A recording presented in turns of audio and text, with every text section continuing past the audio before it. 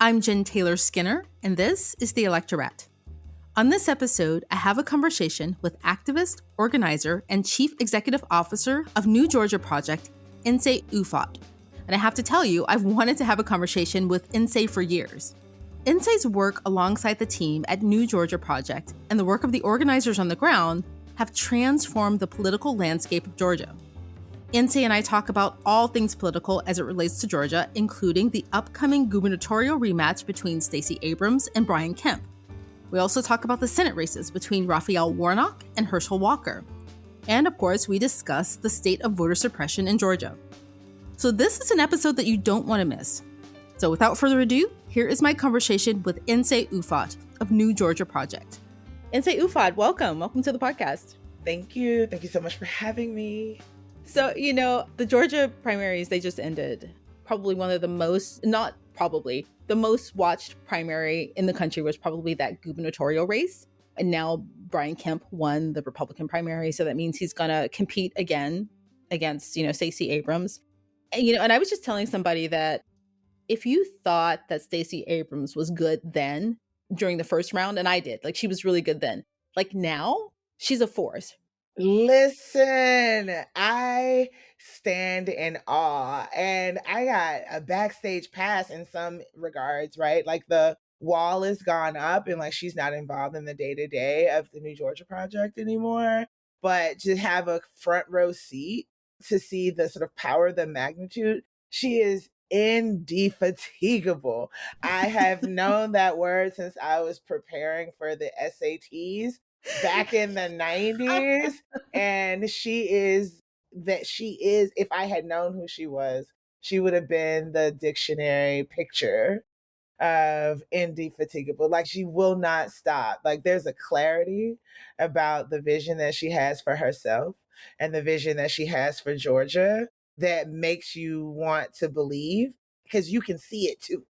You can see it and you can feel it. And if I were Brian Kemp, I'd be scared. Well, he is scared, right? Man, listen, on his election night acceptance speech, when he should have been talking about why he's awesome or whatever, it was and we're not done. Y'all need to join me and make sure that Stacey Abrams doesn't become the next governor of Georgia or the next president of the United States. And he said it with his chest. And I was like, oh, so you get it too. You see it too. He sees it. Yeah, he saw it the first time around. And you know what? His shield, what is voter suppression. That's the only shield he has. And his sword. Exactly. So, what else should we know about that landscape or just the race or these candidates and the landscape that's changed since that first time around? What should we know? Here's what you need to know is that there have been 1 million more voters added to the voter rolls since then. What you need to know is that despite the fact that at the time, Brian Kemp was the Secretary of State of Georgia, and he was the chief elections sort of officer for the state of Georgia in 2018, who refused to step down. So he was responsible for ensuring the integrity of the elections at the same time that he was a candidate at the top of the ticket, that he only won the election by a margin of 54,000 votes.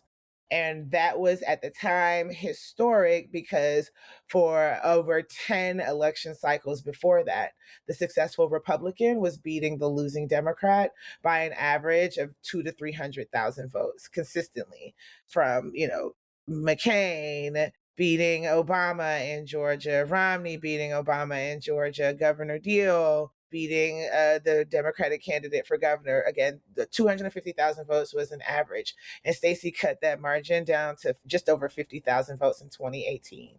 And then we got to 2020, right? And then the difference between President Biden's victory and the disgraced former president of the United States, Donald Trump, was just under 12,000 votes. So it was a reversal, and it was 0.00015 percentage points. And then on Tuesday's primary election, Tuesday, May 24th, we saw a historic level of turnout, despite their racist anti-voting voter suppression bill that they passed in 2021, historic level. And here's the underreported story that I hope gets picked up and people start to really interrogate. And that is the fact that Black voters and progressive voters dragged Brad Raffensperger across the finish line and helped him avoid a runoff. That there were tens of thousands of Abrams voters, reliable Dem voters, that switched and pulled a Republican ballot during the primaries because Stacey was safe, Warnock was safe for the primaries.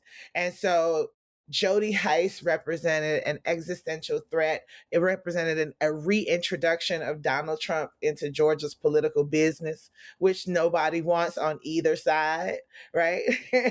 And so we saw, again, tens of thousands of Abrams voters pull Republican ballots during the primary and dragged Raffensperger across the finish line.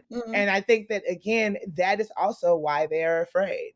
The RNC the next day intervened in one of the lawsuits that we have against the state of Georgia against Senate Bill 202. So they see it.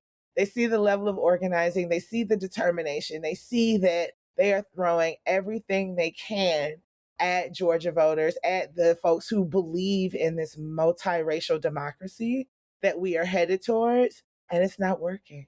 It's annoying. It's frustrating, right? It's illegal. It's unpatriotic. It's racist. It's sexist. It's classist. And it also won't work. When Stacey Abrams becomes governor, how will she transform the state? Like, how are Georgians living now? And how do you think they'll live under a Stacey Abrams Georgia? So America, right, hasn't had a raise in 12 years. The federal minimum wage is $7.25.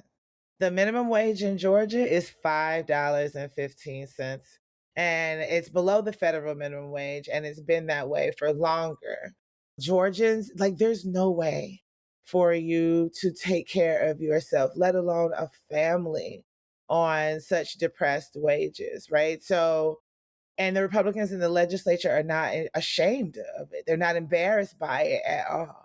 And so I think that a Governor Abrams understands there's not a lot of daylight, if any, between the people of Georgia and her leadership and the like policy solutions that she is offering that will improve the lives of Georgians. And I mean, 515, we are a few days away from gas being more than 515 an hour. And so we are headed into a time where a gallon of gas is more expensive than the minimum wage in our state. And again, our current governor is not embarrassed by that.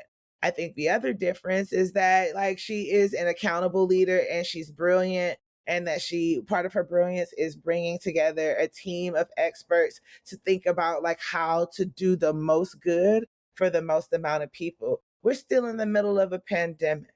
Our current governor would get on television and lie about what he knew, lie about when he knew it. It's disgusting. People are dying. And here's what makes it even more egregious, that Georgians know that he's the only governor in the entire country that lives and works within 5 miles of the CDC. You can see the CDC from your backyard, bro. Like, why are you lying about COVID? It's disgusting. It's disgusting. You should be ashamed of yourself. And again, you won't get that, I think, from a Governor Abrams. I think that, hell, there are 12 hospitals in rural Georgia that have closed or that are about to close. And so people are still having babies. People are still fighting COVID. People are still beating cancer, right? And like, hospitals are closing. In most communities that they're in, hospitals tend to be one of the largest employers. But because of Republicans' refusal to expand the Affordable Care Act, and to be clear, the Affordable Care Act, I know that folks like have fought, it's been over a decade. The federal government is offering to pay for 90% of what it costs to provide your citizens in your state healthcare. They're just asking the state to come up with the last 10%. And Republicans in Georgia refuse. They would let us die than give an inch on their political agenda. Those key ways, I mean, I have a list if you have time, but those feel like big, easy, clear, sharp, right distinctions between an Abrams Georgia and a Kemp led Georgia. That's a lot. That's enough. I mean, I mean, just the last thing you mentioned about the ACA, the biggest thing is they don't have a replacement for it. Like, regardless of whatever your issues are with the ACA and whether it doesn't go far enough for you, theirs really don't go far enough for you because there's nothing there. They're like, no. And then the Republicans and Congress, they voted like what, over 50 times, over 50 votes to get rid of Obamacare or to get rid of the ACA with nothing to replace it. How? How? How? Yeah. Yeah, and the minimum wage, I don't think that people understand, even if you understand that it's low, I don't think they understand that there are people trying to raise families on that, right? Like, I made that when I was in high school at McDonald's. That's what they try to tell you. Republicans try to tell you that's what it's for, but that's not it. No. It's so funny because the people who are working in fast food and in retail are getting older and older. And like, yeah, no, not at all. People are trying to raise families on these poverty wages, and we need to do something about it. So, like, how dare you open your mouth, talk to us about inflation, right? You don't think that we know that bread is $6 a loaf and gas is about to be $6 a gallon? If nobody understands inflation more than the working poor. I want to talk about the Senate for a bit, just move on from the gubernatorial race and talk about the Senate. First of all, can we just go back to 2020? Because that time was really, really memorable for me, or 2021, actually, not 2020. Those runoff races in the Senate in Georgia. Because I haven't felt that sense of electricity like I did in a long time when Warnock won his race and Ossoff won his race in those runoffs. Probably since Obama. Like, I don't know why there was so much electricity around those two races. I mean, I guess I know practically why. But, what was it like on the ground? I mean, it was an electrifying time. It was exhausting. But, watching people eyes light up and people get it and people understand what we've been talking about. We've been talking about organizing. It was really magical. Listen, in the 9 weeks between the November 20 general and the January runoffs, $1 billion with a B was raised and spent. These are the most expensive congressional races in the history of American politics. And it was ultimately people power that still won, that these armchair political scientists loved to tell us that a runoff electorate favors older, whiter, and more conservative voters. And so, like, Republicans definitely have an advantage in this election. And like, they may be able to get one, but two in Georgia? Never, right? And we proved them wrong. It was amazing. I mean, I think because we were in the middle of a pandemic, there were travel restrictions. Like, we would tell people like that we didn't necessarily need celebrities like pulling up and all coming down to Georgia to like do events, etc. And so there was like a targeted and an intentional way that we ran our programs, and it was led by Georgia leaders because the infrastructure was already in place, because Georgia wasn't on anybody's maps. There weren't any national campaign committees, the presidential campaign, the vice president, like, they did not consider Georgia in play. Georgia wasn't a swing state or a battleground state. And so they invested and ignored accordingly.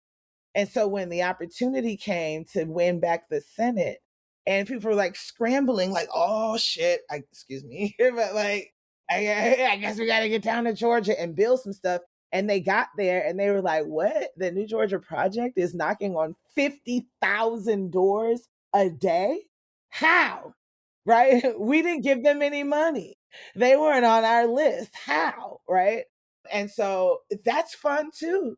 That was super fun to be like, okay, I know that you were going to come down here with your superhero cape and save us, but grab a clipboard. Thank you. You know, I remember that, and I just, and this is why I'm so in awe of you and of New Georgia Project, because a lot of people thought that was impossible. I mean, I felt it, like, in 2020, in the fall, I had my eye on this race, but a lot of people were kind of in this world, this political world. We were watching it, right? So it didn't surprise me, but it was a really electric time. But now we're here, right? And, Warnock's term is going to be up. So he's running against Herschel Walker, right? But so first of all, let me just ask you this question I've always wanted to ask anyone who can answer this. Did they put Walker up to split the Black vote? Yes. And because he's like super cool with That obviously, yeah, that's one of them. But I mean, like they could have found, a million people who were super cool with Trump in Georgia, but Herschel Walker specifically, because you've got Warnock, who's so popular on the Democratic side. I don't know what they think. I mean, I guess I do know what they think. I'm still not ruling out a third party candidate that is just secretly a Republican as they point to the obvious like cognitive deficiencies that we are watching with our own eyes and hearing with our own ears when it comes to Brother Walker.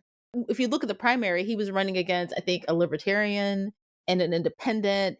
There were easily like 6 or 7 candidates running in the Republican primary. And here's the deal, he won outright. He's not going to a runoff. He won the overwhelming majority of the Republican vote in the electorate. And so that's what the ticket is going to look like right now. Again, unless there's a credible third party candidate that decides that they want to get in and run. And I mean, there's so many machinations, so many calculations to be made, but it's a problem. I mean, I know that name recognition is really high, but I'm in awe. I am in awe of Republican voters, particularly evangelicals. Like to be able to hold that hypocrisy, it's something to behold. The idea that they espouse the rhetoric of a faith-based politics that like thinks about the least of these and a public policy that is designed to benefit the most of us, and yet their political priorities and the candidates that they run and their rhetoric is all filled with hate and violence. And I just wow.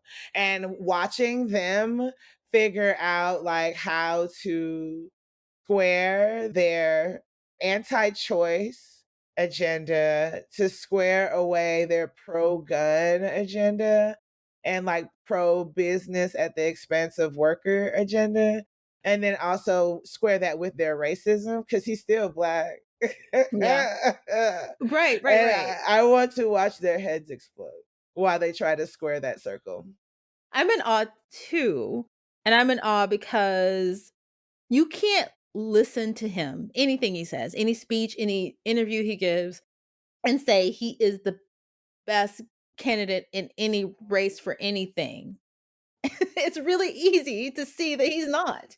Right. I mean, the man can literally not hold a single thought, like, or a thread of a thought through a conversation. It is remarkable to behold. And actually, like, I feel like, so there are times where you see like reality stars or like, social media models or whatever, just out here doing weird, wild stuff. And the question that I always ask myself is, where are her homegirls? Right? And that's what every time Herschel Walker opens his mouth, that's my first question. Where are his homegirls? Does anybody not love this man? Like, how? Why would you subject him to that? It's not cool. It's not okay. And it's really difficult to watch. It is hard to watch. The only way you would put somebody at the top of the ticket like Herschel Walker or even Brian Kemp, to be honest, is if you know or if you think that voter suppression is working in your favor. I mean, voter suppression in Georgia has been like this shadow voter. Like with every ballot, it's like there.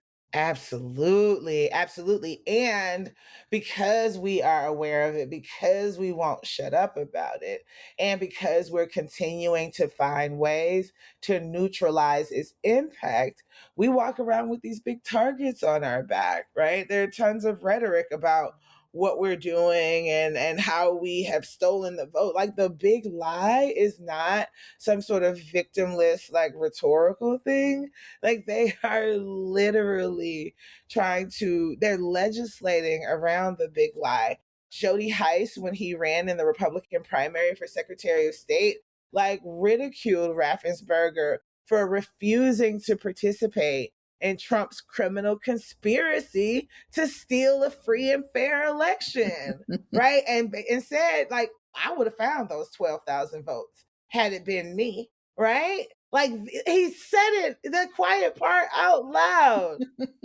Like that's where we are right now. Right. And so I think that, what that means for the Walker and Warnock race is that I would be shocked if they let him debate Warnock. Didn't they have a primary debate and he No, didn't participate? No? They didn't have one? I guess not. they will never let Herschel Walker and Raphael Warnock be on the same stage in the same room. We're talking about a Morehouse educated, Ivy League educated PhD and like religious scholar.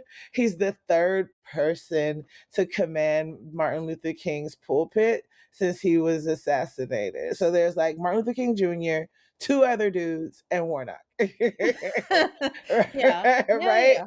Like, no, like they're just not going to let it happen. So what that also means is that to fill that void, they are going to spend an extraordinary amount of money creating and amplifying these disinformation campaigns, trying to poison the well from where voters get their information about the world around them. And we also need to be prepared for that.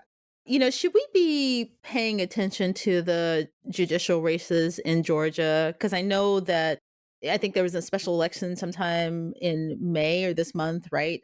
And I know that someone's retiring or their term is set to expire sometime this year, and Brian Kemp is going to appoint someone. Is that important at all to pay attention to? It absolutely is important. It was also super important on May 24th because while we talk about May 24th as the primary election, it was actually the general election for a lot of judicial races. So the folks who won on Tuesday are on the bench now. And that is an important distinction to make, and we absolutely should be paying attention. I think that the quality of candidates that Kemp is appointing rivals the quality of judges that our disgraced former president Donald Trump has also appointed. I mean, you think about the judge that lifted the mask mandates is in her early 30s, never tried a case before, and was just an active and involved member, big donor within the sort of conservative legal circles without hearing arguments from the government and the people challenging. It lifted the mask mandates for airports and for basically the entire country, and without hearing arguments. This is a lifetime federal appointment to the federal bench that a Trump Republican was appointed to, a person who not only has never served on any other bench, but hadn't argued cases in court before. It's disgusting. So, do you think that this could come up during the midterms if something goes before the court, goes before one of these people that's appointed by Kemp, and they make some, I don't know, some wild judgment in relation to the outcome of the race? I mean, is that a possibility? Absolutely. And in state and federal court, because you got Kemp appointees in state court and Trump appointees in the federal court. So the midterms in Georgia is bigger than the gubernatorial race. It's bigger than the Senate races. It's these judicial races. There's probably some stuff on the ballot too that you want to pay attention to, like some initiatives, I would imagine. So here's what we know about Georgia. We don't have citizen initiated ballot initiatives. The only way to get any constitutional changes or things like that on the ballots is from the legislature, which right now, both chambers are controlled by Republicans. And so any of the measures that folks have tried to push through the legislature just die on the floor, which is also why we're prioritizing flipping the balance of power, not only in Congress or hanging on and widening the base of accountable leaders that we get elected, but we're also trying to flip power or flip the balance of power in the Georgia state legislature as well. Okay, so one final question. Do you think that Georgia is a harbinger for other states which have like similar demographics, right? Like Mississippi is one that I always think of. Is there a new Mississippi project or any other southern state? Oh, there's no doubt in my mind. I mean, we're in deep community and relationship with folks who are doing very similar things to what we're doing in their home states. But I mean, I think that you never go wrong with people power. That if you're building the broadest possible vehicle that can take like your community's ambitions and like a set of agreements, a set of principles and some things that you want to throw down and fight for. Like it is possible, right? A higher minimum wage is possible. Listen, they're building 2 new nuclear power plants in Georgia, and there haven't been any new nuclear power plants built anywhere in the US in 30 years.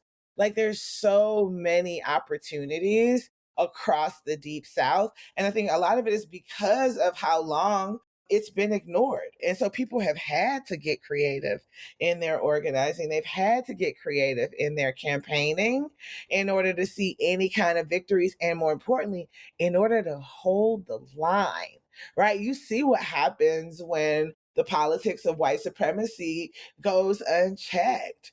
Ohio legislators passed a bill criminalizing doctors if they don't attempt to re-implant ectopic pregnancies. Those are pregnancies that sort of grow outside of like the womb.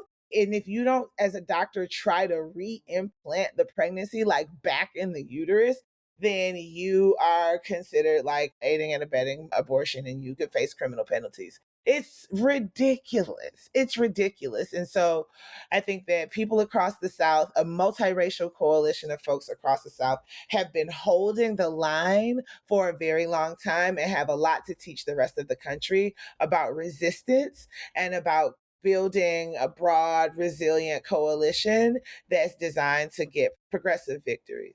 Wait, sorry. Doesn't that put the woman's life at risk trying to do that? I mean, is that even medically? I don't know. I mean, listen, yes, but so does banning abortion altogether. And they don't care about that. Ohio bill orders doctors to re-implant ectopic pregnancy or face abortion murder charges. Wow. That is incredible. It's almost unbelievable. So, all hands need to be on deck for this fight. So, how can people get involved in New Georgia Project? Follow us at New Georgia Project and at newgeorgiaproject.org. I think that this is the time for those of you, even if you don't live in Georgia, like we are needing support in all of the ways. I think that there are ways for people to volunteer virtually. There are ways for people to give virtually. We're looking for content creators and people who can help us talk about the opportunities with voting and registering to vote and with young people in cool and new and different and interesting ways. That I really, when we talk about people power, it's not just some alliteration. Like it's really how we have won, how we got to this point, and how we're going to get on the other side of this. So join us. Yes, join them. Follow Georgia Project on Twitter, on social media. Give them all the help. Give them all the things.